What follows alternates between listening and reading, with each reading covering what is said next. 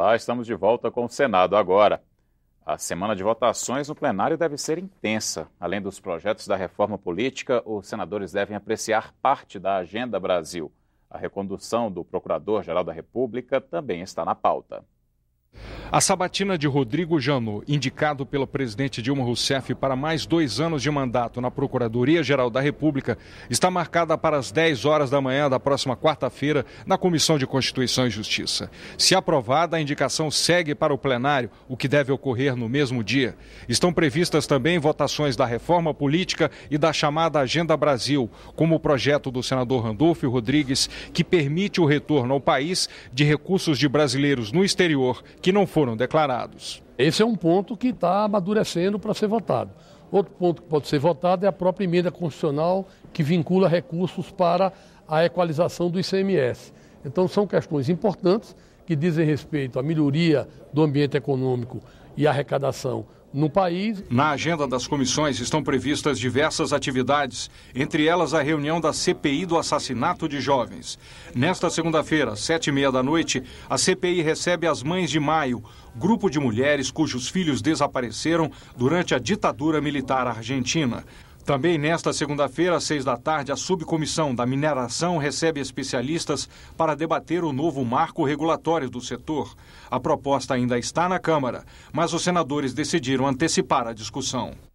Há 61 anos, o presidente Getúlio Vargas cometeu suicídio. Para lembrar a data, o Congresso realiza sessão solene nesta terça-feira, às 11 da manhã. No dia 24 de agosto de 1954, enfraquecido politicamente, o presidente Getúlio Vargas concretiza o ato que pensou para salvar a sua biografia. Um tiro no peito. Saio da vida para entrar na história, resumiu em carta.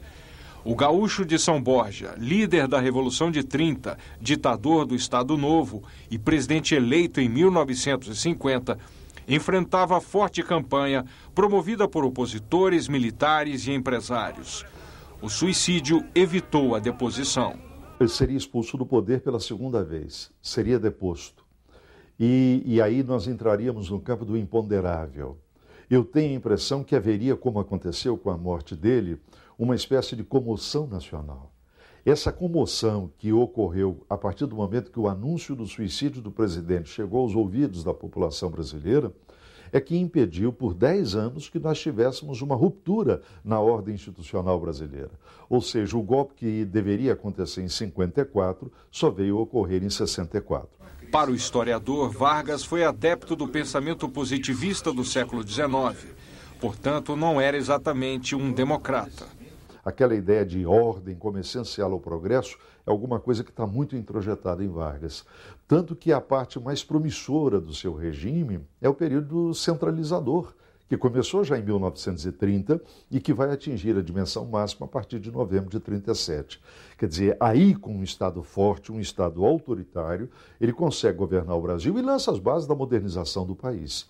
Quando ele volta à presidência, eleito pelo voto direto nas eleições de 1950, é que ele vai demonstrar a enorme dificuldade de conviver com uma situação, digamos, de normalidade democrática. Ele não consegue conviver com um parlamento muito livre, muito atuante, e acaba o desfecho da crise da maneira trágica que nós sabemos, que foi o seu suicídio.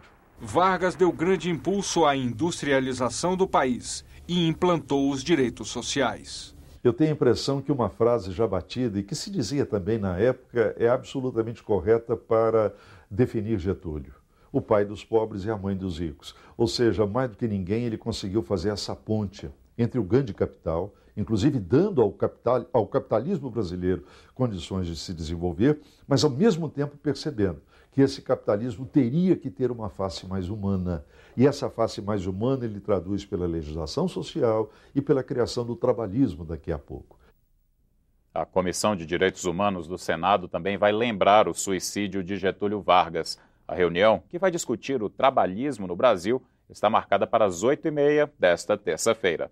Você terá outras notícias a qualquer momento na nossa programação. Obrigado pela companhia. Até a próxima.